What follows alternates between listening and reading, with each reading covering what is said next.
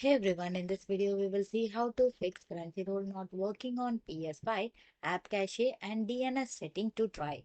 Fix 1. Force close and restart the app. You just have to press the PS button on your controller to open the control center.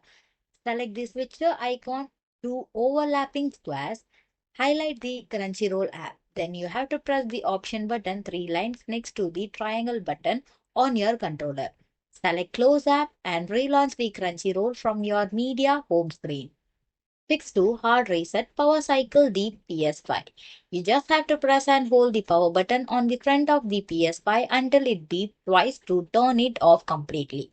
And wait for the power lights to stop blinking and unplug the power cable from the back of the PS5.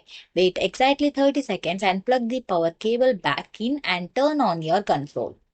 Pick 3. Check for app update. Navigate to Media tab on the PS5 home screen. Highlight the Crunchyroll app icon. Press the option button on your controller.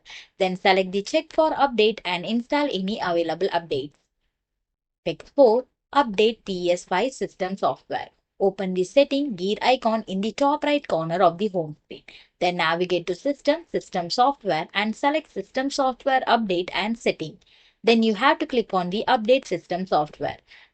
Choose Update using Internet if version is available. Pick 5. Delete and reinstall Crunchyroll.